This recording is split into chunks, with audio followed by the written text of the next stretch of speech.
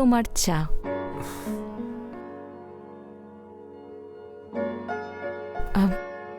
ঋষভ, আমি মা হতে চাই। শোনা, আমরা তো চেষ্টা করছি, বলো, বাকিটা তো ঈশ্বরের হাতে আছে। আমাদের বিয়ে হয়েছে 1.5 বছর হলো। তোমার মনে আছে আমার সেই বান্ধবী সরিতা? ওর বিয়ে আমাদের বিয়ের 1 মাস পরে হয়েছিল। কালকেই ওর সাথে কথা হলো। ও মা হয়ে গেছে আর খুব খুশি আছে। টেনশন নিও না, সন্তান আসবেই। কয়েকদিনই তো হলো বিয়ে হয়েছে আমাদের। জানো কত লোক আছে বিয়ের 10-12 বছরে হয়নি। আমি অপেক্ষা করব না। আচ্ছা, এমন করলে কেমন হয় যদি কোনো ডক্টরের কাছে যাই? শোনো, যে ডক্টররা আছে না, শুধু টাকা কামাবে। ওদের কাছে গেলে যা খুশি তাই বলতে থাকবে। আমি জানি না, আমি বাচ্চা চাই। আমি শুধু একটা জিনিস ভালো পারি, শুধু রোম্যান্স করতে। তুমি জানো, রোম্যান্স করতে করতেই সংসারটা একদিন অট্টালিকা হয়ে যাবে, সন্তানও চলে আসবে আমাদের। বালু কোথায়? ও গ্রামে গেছে ওর ওয়াইফকে আনতে।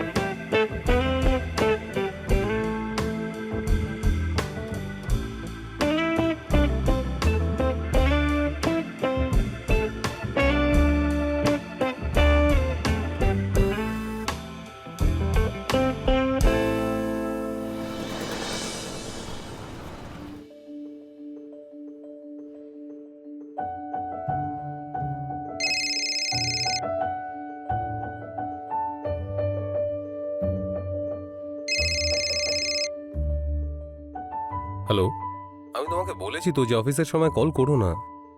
হ্যাঁ জানি তুমি বিজি আছো, কথাটাই এমন যে কল করতে হলো। একটা খুশির খবর দেওয়ার ছিল তোমায়। কেন, তোমার মা আসছে নাকি বাড়িতে? মা আসবে তো তোমার কি? অ্যাকচুয়ালি আসলে তুমি বাবা হতে চলেছো। কি? হ্যাঁ। আচ্ছা শোনো না, আজ তুমি অফিস থেকে ছুটি নিয়ে বাড়িতে তাড়াতাড়ি আসতে পারবে? আসলে আমি চাইছিলাম এটা তোমার সঙ্গে সেলিব্রেট করি। আরে আজকে না, আমার অনেক কাজ, একটু লেট হয়ে যাবে। তোমার কাছে তো কাজই সবার আগে। যাকগে, তুমি যা ইচ্ছে করো। আচ্ছা বাবা, আমি আসছি। আমি বাবা হতে চলেছি। শোনা, দেখো সারপ্রাইজ। এইসব কি?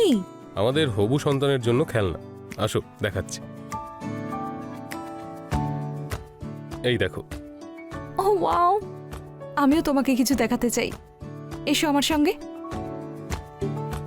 এই দেখো আমি কি লাগিয়েছি।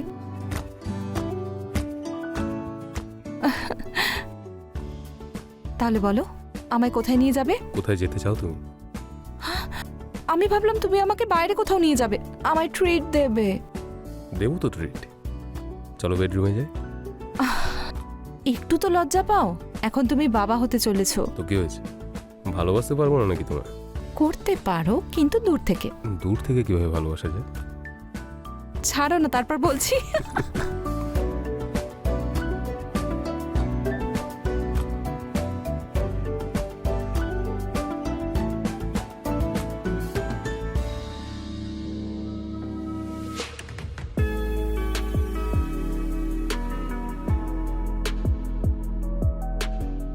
তুমি এইসব করলে তো ও কি ভাববে?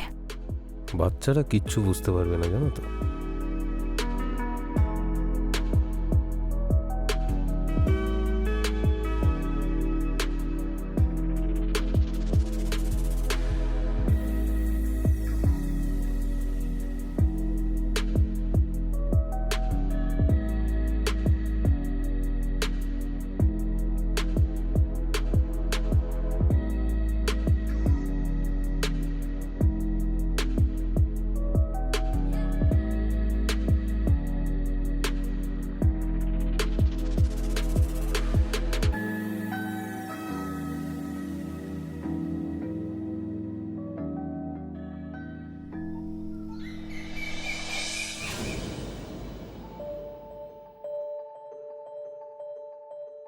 ভালো হয়েছে তুমি পার্বতীকে এনেছো, না হলে ওখানে তোমাকে ছাড়া ওর ভালো লাগে না, আর তোমার এখানে মন লাগে না ওকে ছাড়া। হ্যাঁ মেম সাহেব, এটা তো ঠিকই বলেছেন।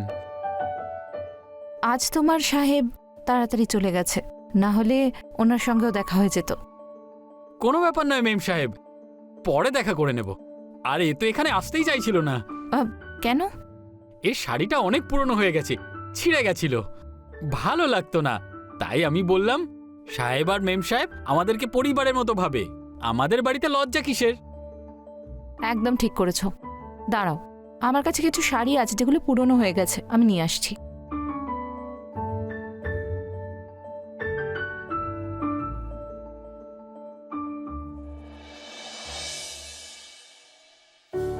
আজকে খুব একটা বেশি কাজ নেই, একটা কাজ করা যাক।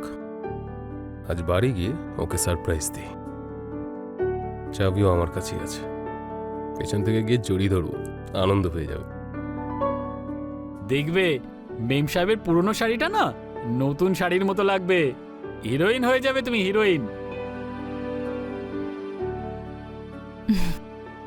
এই দেখো, এই শাড়িগুলো তোমার জন্য, তোমায় খুব ভালো লাগবে। আচ্ছা শোনো না, আমি একটু মন্দির থেকে ঘুরে আসছি, ততক্ষণ তোমরা গল্প করো, আর সম্ভব হলে ঘরটা পরিষ্কার করে রেখো, ঠিক আছে? ঠিক আছে মেম সাহেব, ঠিক আছে।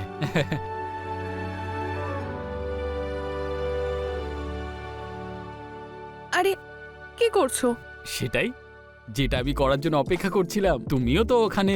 আমি এখন ওইসব কিছু করব না। হ্যাঁ, মিথ্যা কথা বলতে ওস্তাদ তুমি না?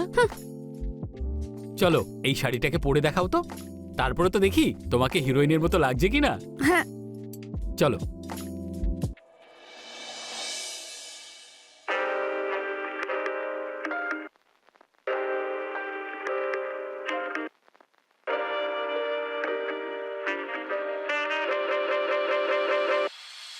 কোনো হিরোইনের থেকে কম নাও তুমি। কি দারুণ লাগছে তোমাকে। তোমাকে দেখে তো আমি আর থাকতে পারছি না। চলে এসো না। কি করছো? কেউ এক্ষুনি এসে যাবে। আরে চিন্তা করো না, কেউ আসবে না। মিম সাহেব মন্দিরে গেছেন, উনি আসতে আসতেই প্রায় 3 ঘন্টা লেগে যাবে। আর সাহেব তো সন্ধ্যাবেলা আসবে।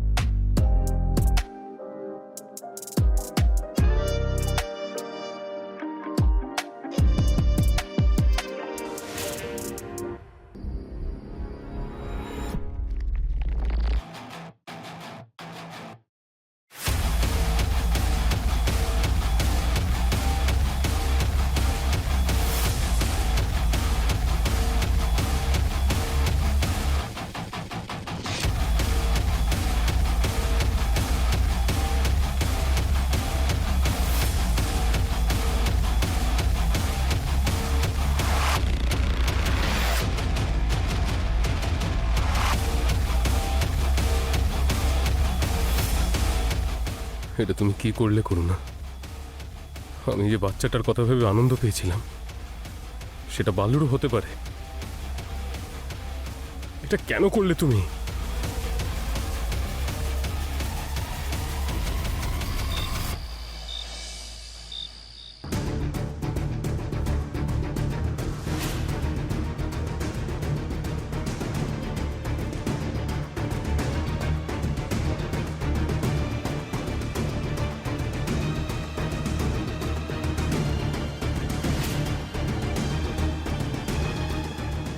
এই নাও তোমার দুধ।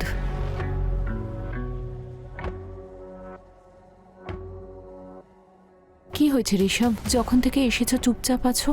কিছু না, আমার মুডটা ঠিক নেই। ওকে,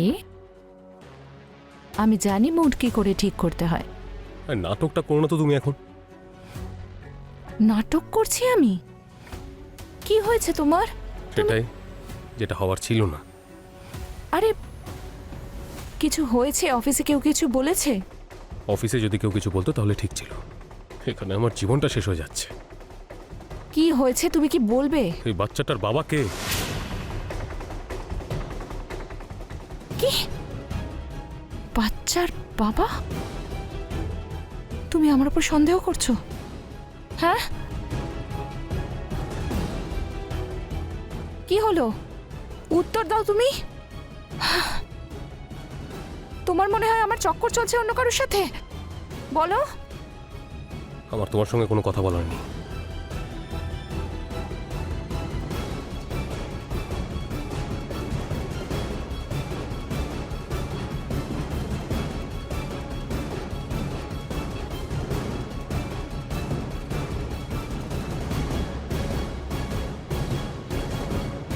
এইসব কি? আমাদের হবু সন্তানের জন্য খেলনা। এই দেখো। ওয়াও, আমিও তোমায় কিছু দেখাতে চাই। এই দেখো আমি কি লাগিয়েছি।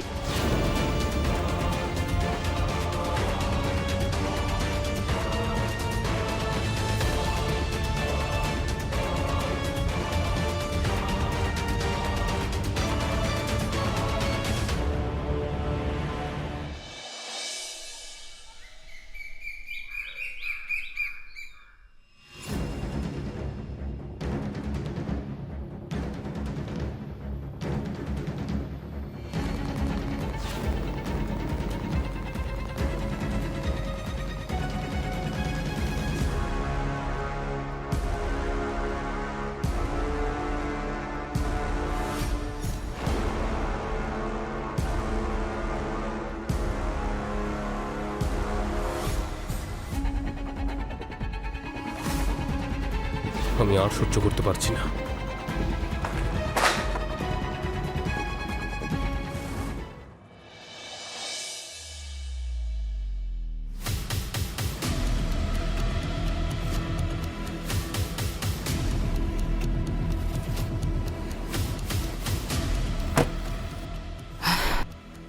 কি হয়েছে ঋষভ?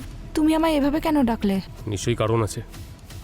আমি কিছুদিন ধরে দেখছি কিছু একটা গন্ডগোল হয়েছে তোমার আমার সাথে। সঙ্গে? হ্যাঁ, অ্যাকচুয়ালি গন্ডগোল বাইরে থেকে নয়, তোমার মাথায় আছে। আবার ওই ফালতু প্রশ্নটা জিজ্ঞেস করো না যে বাচ্চার বাবাকে। এটাই তো জিজ্ঞাসা করার আছে, যে বাচ্চাটার বাবা কে, আমি না বালু? বললো? হ্যাঁ, ছি, আমি একটা কাজের লোকের সাথে? তুমি এরকম কি করে ভাবতে পারলে? তুই অসভ্যতা করতে পারিস আর আমি অসভ্য কিছু ভাবতে পারবো না? বল, এই বাচ্চাটার বাবা কে? যদি এই কথাগুলোই বলতে হয় আমি চলে যাব। এভাবে কিভাবে যেতে পারিস তুই? উত্তর দিয়ে যেতে হবে তোকে। বল, বাচ্চাটার বাবা কে? তুমি কি পাগল হয়ে গেছো? চিকিৎসা দরকার তোমার। আমি আমার চিকিৎসা করাবো আর আর তুই বালুর সাথে বাড়িতে মজা করবি, তাই তো? আরে ছাড়ো আমাকে, কি করছো?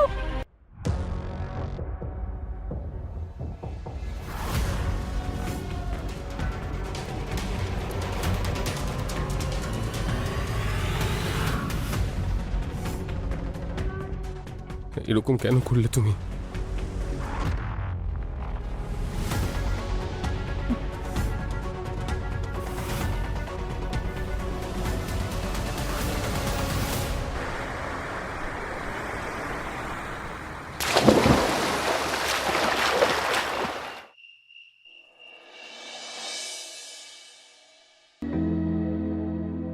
এই নো ম্যাডামের লিপস্টিক।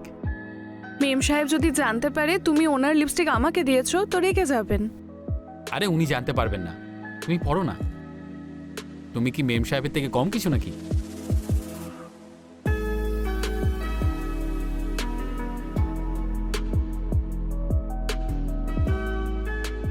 আচ্ছা চলো ঘরে যাই, অনেক রাত হয়ে গেছে, সাহেব আর মেম সাহেব এসে যাবে। চিন্তা করো না, সাহেব মেম সাহেবকে শনিবার দিন যদি কখনো বাইরে নিয়ে যান না, তাহলে খাবার খেয়ে মুভি দেখে ফিরতে ফিরতে অনেক রাত হয়ে যায়।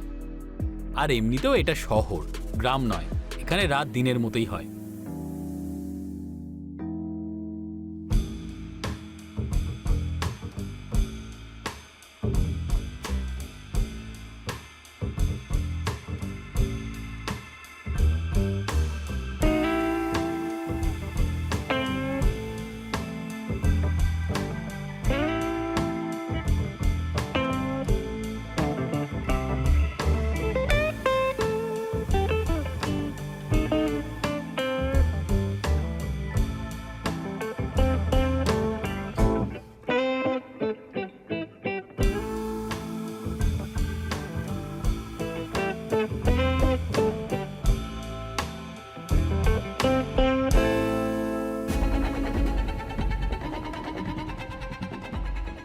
করোনা এখানে কি করে হতে পারে?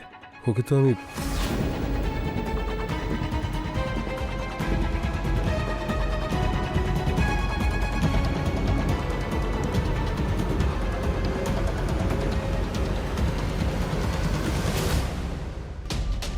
কি হচ্ছে কি এসব? আরে সাহেব চলে এসেছেন?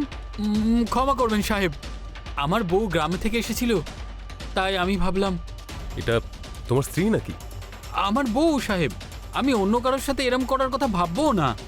কিন্তু এই শাড়িটা, এটা তো করোনার শাড়ি।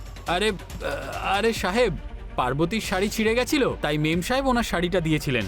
আর একটা নয়, এরকম 4টে শাড়ি দিয়েছিলেন।